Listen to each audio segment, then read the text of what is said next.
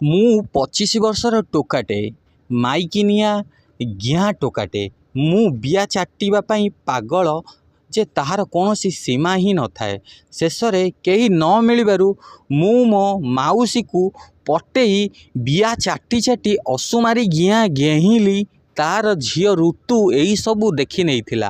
ଶେଷରେ ମୋତେ ଋତୁକୁ ବି ନଙ୍ଗଳା କରି ତା ବିଆକୁ ଚାଟି ଚାଟି ଗେହିବା ପାଇଁ ପଡ଼ିଲା। ପୁରା ଘଟଣା କ'ଣ ଥିଲା ମୁଁ ଆପଣଙ୍କୁ ଏଇ ଭିଡ଼ିଓରେ ଜଣେଇବି। ସମ୍ପୂର୍ଣ୍ଣ ଭିଡ଼ିଓକୁ ଦେଖିବାକୁ ଅନୁରୋଧ। ସ୍କିପ୍ କରି କରି ଦେଖିଲେ ଆପଣମାନେ ଭିଡ଼ିଓର ମଜା ନେଇପାରିବେନି। ଏଇ ବର୍ଷା ଦିନରେ ଆପଣଙ୍କ ବାଣ୍ଡରେ ଟିକେ ନଡ଼ିଆ ତେଲ ଲଗେଇ ହଲାନ୍ତୁ। ଆପଣଙ୍କୁ ଗିଆଁ ଗେହିର ମଜା, ପ୍ରକୃତ ମଜା ମିଳିବ, ଯାହାକି ଆପଣଙ୍କ ଜୀବନରେ ଗୋଟେ ନୂଆ ଫୁଲର ମହକ ଖେଳିବ। ଆଉ ଏଇ ଭିଡ଼ିଓ ଆପଣଙ୍କ ମାଇକିନାମାନଙ୍କ ସହିତ, ଗର୍ଲଫ୍ରେଣ୍ଡମାନଙ୍କ ସହିତ ସେୟାର କରନ୍ତୁ, ଯାହାକି ଆପଣଙ୍କୁ ବହୁତ ଆନନ୍ଦ ମିଳିବ। ଖୋଲିକିରି ଦୁଧ ବିଆ ଚଟେଇବେ। ତ ଚାଲନ୍ତୁ, ମୁଁ କେମିତି ରାଣ୍ଡୁଆମି କରିଥିଲି ମୁଁ ଆଜି ଆପଣଙ୍କୁ ଜଣାଉଛି। ଯେମିତିକି ଆପଣମାନେ ଜାଣିଛନ୍ତି ମୁଁ ପରମ ରାଣ୍ଡୁ ଆଉ ପରମ ବେଦୁଆ। ଗିଆଁ ଗେହିଁ ପାଇଁ ମୁଁ ପୁରା ପାଗଳ। ହେଲେ କ'ଣ କରିବି, ସମୟ ସମୟରେ ଟୋକି ମାଇକିନା ମାନେ ମାଗିଆ ମୋତେ ଧୋକା ଦେଇ ଦିଅନ୍ତି। ଯେଉଁ ମାଇକିନାକୁ ପଟେଇଥିବି ସେ ଅଧା ଦୁଧ ପିଆଇଥିବ, ଅଧା ଗିଆଁ ଖାଇଥିବ କି ନାହିଁ ପଳେଇବ, ଦ୍ୱିତୀୟ ଥର ଦେଖାଇ ଦେବନି। ହେଇପାରେ ସେମାନେ ସନ୍ଦେହ କରୁଥିବେ, ହେଇପାରେ ସେମାନେ ଡରୁଥିବେ। କେଉଁ ମାଇକିନା ଭଲ ଭାବରେ ମାସେ 6 ମାସ ରହିବ, ଗେହିବା ପାଇଁ ଦେବ, କେଉଁ ମାଇକିନା ପଳେଇବ। ମୁଁ ଏଇସବୁରୁ ବିରକ୍ତ ହୋଇଯାଇଥିଲି। କାହିଁକିନା ଟୋକିଙ୍କର ଛୋଟିଆ ଛୋଟିଆ ଦୁଧ ଆଉ ଚାରିଆଡ଼େ ଗାଣ୍ଡି ଦେଖାଇବା ନୀତି ମୋତେ ବିଲକୁଲ ପସନ୍ଦ ନୁହଁ। ଏପର୍ଯ୍ୟନ୍ତ ଯାଏ ମୁଁ ବାହା ହେଇନି। ମୋତେ ମାଇକିନିଆ ହିଁ ବହୁତ ପସନ୍ଦ। ତାଙ୍କ ଗାଣ୍ଡି ବିଆ ଚାଟିବା ପାଇଁ ମୋତେ ଖୁବ୍ ମଜା ଲାଗେ। ବହୁତ ମାଇକିନିଆଙ୍କ ବିଆ ମୁଁ ଚାଟିଛି, ସେଥିପାଇଁ ମୋ ନାଁ ରାଣ୍ଡୁଆରେ ଗନ୍ତି ହେଇଛି। ଆପଣମାନେ ଭଲ ଭାବେ ଜାଣିଛନ୍ତି। ତ ଚାଲ ମୁଁ ଏବେ ଯେଉଁ ଘଟଣା କହିବି, ଯେମିତିକି ଆପଣମାନେ ଫଟୋ ଦେଖି ଜାଣିସାରିଛନ୍ତି। ମୋତେ କେହି ନ ମିଳିବାରୁ ମୁଁ ଶେଷରେ କ'ଣ କଲି ନା, ମୋ ମାଉସୀ ଆମ ଘର ପାଖରୁ କିଛି ଦୂର ମାଉସୀର ଘର। ତ ମାଉସୀକୁ ମୁଁ ପଟେଇ ତାକୁ କେମିତି ଗେହିଲି, ତା କଳା ଚଢ଼ି ଖୋଲି ଆପଣମାନଙ୍କୁ ଏଇ ଭିଡ଼ିଓରେ ଜଣେଇବି। ସେ ବି ମଉସାକୁ ଧୋକା ଦେଇ, ଯେତେବେଳେ ମଉସା ଘରେ ନଥିବେ ମୁଁ ସେହି ସମୟରେ ଘରେ ପଶି ମାଉସୀକୁ ଭଲ ଭାବରେ ଗେହି ଦେଇ ଆସେ। ବେଳେବେଳେ ତାଙ୍କ ଘରେ ବି ରହିଯାଏ 2-4 ଦିନ ମନ ଭରି ଗେହିକିରି ଆସେ। ମୁଁ ଜାଣିନଥିଲି ମାଉସୀ ବି ମୋର ଗିଆଁ ପାଗଳିଟେ। ତାକୁ ଗିଆଁ ଦରକାର, ତାକୁ ଲମ୍ବା ଲମ୍ବା ମୋଟା ମୋଟା ବାଣ୍ଡ ଦରକାର, ଯାହାକି ସେ ଚାଟି ପାରିବ, ଯାହାକି ସେ ହାତରେ ହଲେଇ ପାରିବ। ତାକୁ ଶାରୀରିକ ସୁଖ ଦରକାର ଥିଲା ବୋଲି ମୁଁ ଜାଣିନଥିଲି। ତ ମୁଁ କ'ଣ କଲି, ଏତେ ଯଦି ଏଇସବୁ ମୋତେ ଆଗରୁ ଜଣାଥାନ୍ତା ତାହେଲେ ତ ମୁଁ ମାଉସୀକୁ କେବେଠାରୁ ଗେହି ସାରନ୍ତିନି। ଏଇସବୁ ଜିନିଷ ଭାବୁଥିଲି। ତ ସେତିକିବେଳେ କ'ଣ ହେଲା ନା, ମୁଁ ମୋ ମାଉସୀର ଘରକୁ ଯାଇଥାଏ ସେଉଠୁ ଏମିତି ଯିବା ପରେ ସେଠି ମନେ ମନେ ଖୋଜୁଥାଏ କ'ଣ କରିବି କ'ଣ ନାହିଁ। ମୁଁ ମୋବାଇଲରେ ସେ ଭିଡ଼ିଓ ଦେଖୁଥାଏ, ଗିଆଁ ଗେହିଁ ଭିଡ଼ିଓ ଦେଖୁଥାଏ। ଦେଖିବା ପରେ ମୁଁ କ'ଣ କଲି ନା, କିଛି ସାଉଣ୍ଡ ମୋବାଇଲର ମୁଁ ଜାଣିପାରିନଥିଲି। ମୁଁ କ'ଣ କରିଥିଲି ନା, ଅନ୍ କରିଦେଇକିରି ସେପଟକୁ ହାତ ଧୋଇବା ପାଇଁ ପଳେଇଥିଲି। କାହିଁକିନା ସେପଟୁ ହାତ ଧୋଇବା ପାଇଁ ପଳେଇଥିଲି, ଭିଡ଼ିଓ ଅଟୋମେଟିକ୍ ଚାଲୁ ହୋଇଯାଇଛି ଆଉ ସେପଟରେ ଗିଆଁ ଘେଇଁ ସୁରୁ ହୋଇଯାଇଛି। ସେପଟେ ଆର ଶବ୍ଦ ଶୁଭୁଛି। ମାଉସୀ ସେପଟରୁ ମାଉସୀଟା ଆମର ଦେଖିବା ପାଇଁ ବହୁତ ସୁନ୍ଦର ଥିଲା। ତା ଦୁଧ ଆଉ ତା ଗାଣ୍ଡି ବଡ଼ ବଡ଼ ଥିଲା। ତା ଚଉଡ଼ା ଗାଣ୍ଡିକି ତା ଚଉଡ଼ା ଦୁଧ, ଯିଏ କହିବ 24 ବର୍ଷର ମାଇକିନିଆ, ହେଲେ ସେ 40 ବର୍ଷର ମାଇକିନିଆ। ହେଲେ କ'ଣ କରିବ, ଫିଗରକୁ ଏମିତି ମେଣ୍ଟେନ୍ କରି ରଖିଛି ଯାହାକି ତମେମାନେ ବି କରିପାରିବନି। ପୁରା ମାର୍କେଟ ଘାଣ୍ଟୁଛି, ପୁରା ନୀଳ, ବ୍ଲୁ ଆଉ ରେଡ଼୍ କଲର୍ ଶାଢ଼ୀରେ ପୁରା ଜବରଦସ୍ତ ଲାଗୁଛି।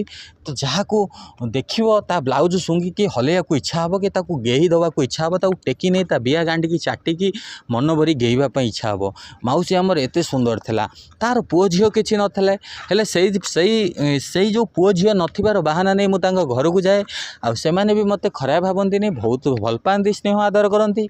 ଆଉ ତାର ଯିଏ ହଜବେଣ୍ଡ ଥିଲା, ମାନେ ମୋ ମଉସା, ସେ ତାଙ୍କର ଗୋଟେ ମାର୍କେଟ ସପ୍ରେ ଗୋଟେ ଦୋକାନ ଅଛି। ସେଠି ସେ ବିଜନେସ୍ କରନ୍ତି। କ'ଣ ବିଜନେସ୍ କରୁଥିବେ କ'ଣ ମୁଁ ଜାଣିନି, ହେଲେ ସେ କରନ୍ତି। ସେ ପ୍ରାୟ ସମୟ ରାତି 11-12 ବେଳକୁ ଘରକୁ ଆସନ୍ତି ଆଉ ସକାଳ 6ଟାରୁ ବାହାରି ଯାଆନ୍ତି।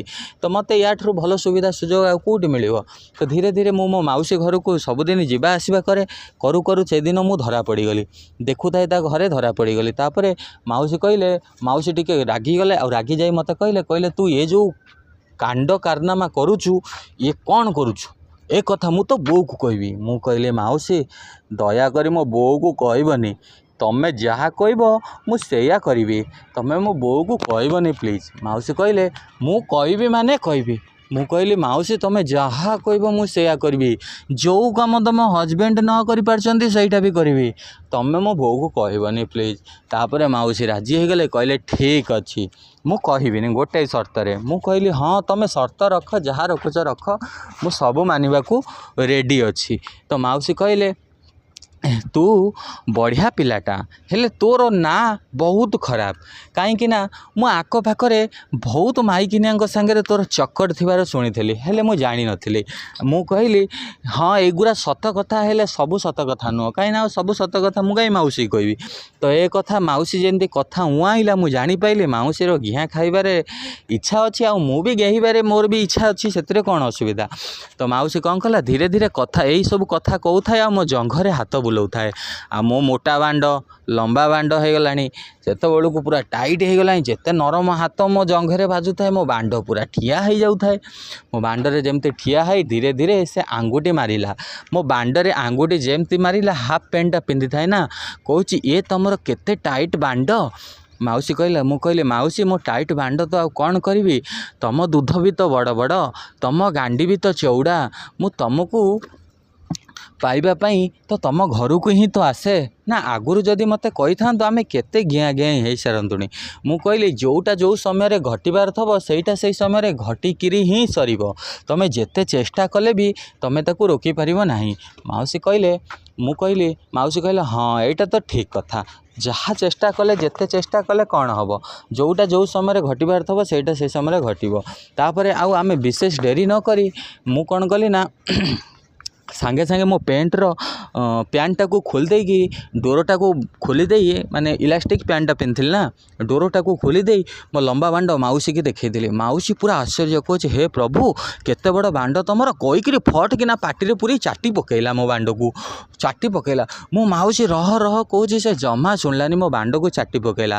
ତାପରେ ମୁଁ ଆଉ ସମ୍ଭାଳି ପାଇଲିନି ନିଜକୁ, ଦୁଇ ହାତରେ ତାକୁ ଟେକିକିରି ଧରି ଖଟ ଉପରେ ପକେଇଦେଲି। ମଉସା ସେତେବେଳେ ନଥିଲା, ଘର ଗ୍ରିଲ୍ କବାଟ ବନ୍ଦ କରିଦେଲି, ତା ପଛ କବାଟ ବନ୍ଦ କରିଦେଲି, ସବୁ କବାଟ ବନ୍ଦ କରି ଖଟ ଉପରେ ପକେଇ ମାଇକିନିଆର ଦୁଧକୁ ପୁରା ଶାଢ଼ୀ ଖୋଲି ତା ଭିତରେ ପିନ୍ଧିଥିବା ଜିନିଷକୁ ଟେକି ମୁଁ ତା ଦୁଧ ଦୁଇଟାକୁ ପୁରା ଚୁଚୁମିବାରେ ଲାଗିଲି। ମାଉସୀର ହେଉଛି ଆମର ନାଲିଆ ଭୁଣ୍ଡି, ତା ଦୁଧର ହେଉଛି ନାଲିଆ ଭୁଣ୍ଡି, ବଡ଼ ବଡ଼ ଦୁଧକୁ ନାଲିଆ ଭୁଣ୍ଡି, ତା ଦୁଧରେ ଛିପ ପକେଇ ଚାଟିଲି। ମୁଁ କହିଲି ମାଉସୀ ଟିକେ ଚିନି ଶିରା କରିକିରି ଆଣ। ମାଉସୀ ଗଲା ଫଟ୍ କିନା ନଙ୍ଗଳା ହେଇ, ସେମିତି ନଙ୍ଗଳା ମଙ୍ଗଳା ହେଇଛି, ତା ଗାଣ୍ଡି ଦୋହଲୁଥାଏ, ସେ କିଚନ୍ ରୁମ୍କୁ ଗଲା। କିଚନ୍ ରୁମ୍କୁ ଯାଇ ଚିନି ଗରମ କରୁଛି, ଚିନିକି କ'ଣ କଲା ପାଣିରେ ଫୁଟେଇ ଗରମ କରି ଚିନିର ଯେଉଁ ନାଳୁଆ ଅଂଶ ତାକୁ ଆଣିଲି, ମାଉସୀର ବିଆରେ ପକେଇଲି, ମାଉସୀର ବିଆରେ ପକେଇ ପୁରା ଖୁବ୍ ଚାଟିଲି। ମାଉସୀର ବିଆକୁ ପୁରା ମେଲେଇ ଦେଇ ଦି ଆଙ୍ଗୁଠିରେ ଫାଡ଼ି ଦେଇ ଜିଭ ପୁରେଇ ଖୁବ୍ ଚାଟିଲି, ବିଆକୁ ଚାଟି ପୁରା ମାଉସୀ ରହ ରହ କହୁଥାଏ, ମୁଁ ଜମା ଶୁଣୁନଥାଏ, ତା ଦୁଧକୁ ଚାଟୁଥାଏ, ତାକୁ ତା ବିଆକୁ ଚାଟୁଥାଏ, ସେ ବି ମୋ ବାଣ୍ଡକୁ ହଲଉଥାଏ। ମୁଁ କ'ଣ କଲି, ବାଣ୍ଡ ଯେତେବେଳେ ବୀଜ ବାହାରିବାର ଥିଲା ମୁଁ ଫଟକିନା ତା ପାଟିରେ ପୁରେଇ ଦେଇ ତଣ୍ଟି ଯାକେ ବାଣ୍ଡକୁ ପୁରେଇ ଦେଲି, ପୁରା ନାଳ ବାହାର କରିଦେଲି। ତାପରେ ଅଧଘଣ୍ଟା ଯାକେ ଆଉ ପୁରା ଝାଳ ନାଳ ହେଇଗଲୁ।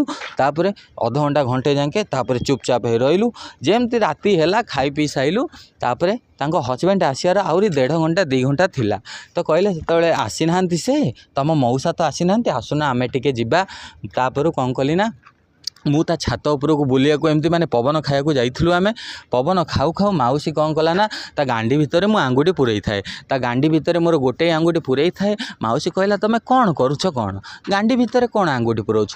ମୁଁ କହିଲି ତମ ଗାଣ୍ଡି ଦେଖାଅ ମୁଁ ଚାଟିବି ନା। ନାଇଁ ତମେ ଗେଇଥିଲ ଇଚ୍ଛା, ତମର ଫେର ଇଚ୍ଛା ହେଲାଣି? ମୁଁ କହିଲି ହଁ ମାଉସୀ। ତାପରେ ମୁଁ ତା ଗାଣ୍ଡି ଆଉ ତା ବିଆକୁ ଫେର ଚାଟିଲି। ମୁଁ କହିଲି ତମେ ଏଇଠି ପବନ ଖାଅ, ମୁଁ ବୁଲି ବୁଲି ଚାଟିବି। ସେମିତି ବୁଲି ବୁଲି ପବନ ଖାଉଥାଏ ଆଉ ମୁଁ ଘୁଷୁରି ତା ବିଆକୁ ଚାଟୁଥାଏ, ତ ମଜା ବହୁତ ଆସୁଥାଏ। ତ ସେଇ ସମୟରେ ଫେର କ'ଣ କଲି ନା ତା ବାଁ ଗୋଡ଼ଟାକୁ ଟେକି ଦେଇ ତା ଗାଣ୍ଡି ଭିତରେ ମୁଁ ମୋ ବାଣ୍ଡକୁ ପୁରେଇ ଦେଲି। କ'ଣ ଆବାଜ କଲା, କହିଲା ଥାଉ ତ ମୋ ଗାଣ୍ଡିରେ ତମେ ବାଣ୍ଡ ପୁରେଇଲ। ମୁଁ କହିଲି ଆଉ ଟିକେ କହି ତା ଗାଣ୍ଡିରେ 2-3 ଥର ବାଣ୍ଡକୁ ପୁରେଇ ଦେଲି। ମୋତେ ବହୁତ ଟାଇଟ୍ ଲାଗିଲା ଆଉ ମଜା ଲାଗିଲା, କାହିଁକିନା ମାଉସୀ ରହୁଛି ଚଉଡ଼ା ଗାଣ୍ଡିକୁ ଢିଲା ବିଆ, ସେଇଥିପାଇଁ ବିଶେଷ ମଜା ମୋତେ ଲାଗେ ନା। ସେତିକିବେଳେ ମୋତେ ବହୁତ ମଜା ଲାଗିଲା ତା ବିଆରେ ଯେତେବେଳେ, ତା ଗାଣ୍ଡିରେ ଯେତେବେଳେ ମୁଁ ମୋ ବାଣ୍ଡକୁ ପୁରେଇଲି। ତାପରେ ସେଦିନ ତ ଆମେ ରାତିରେ ବହୁତ ଘିଆଁ ଘେଇଁ ହେଲୁ। ଘିଆଁ ଘେଇଁ ସଇଲା ପରେ ତାପରେ ଆମେ ଆଉ କାହାକୁ କିଛି ନ କହି ଚୁପଚାପ ହେଇ ବସିଲୁ।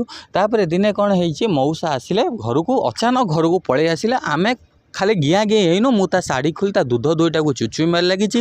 ସେହି ସମୟରେ ମଉସା ଆସି ଘରେ ପହଞ୍ଚିଗଲେ।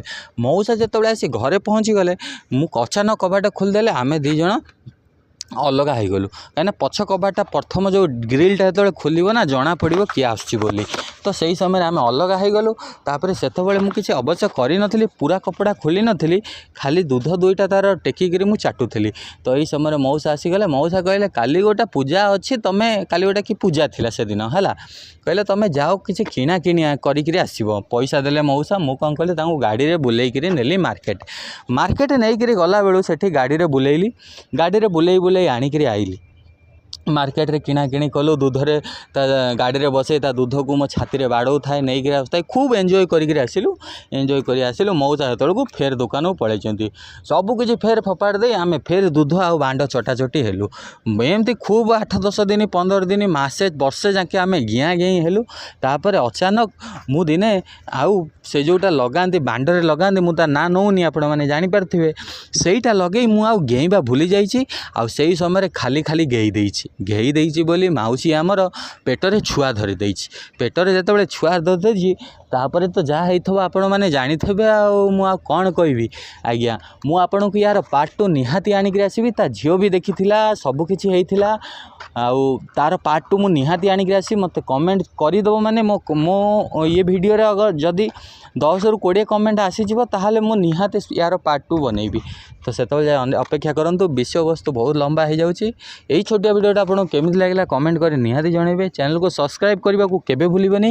ମୁଁ ଆପଣଙ୍କ ସହିତ ଦେଖାହେବି ଅନ୍ୟ ଏକ ବିଷୟବସ୍ତୁରେ। Bye bye, take care, love you all.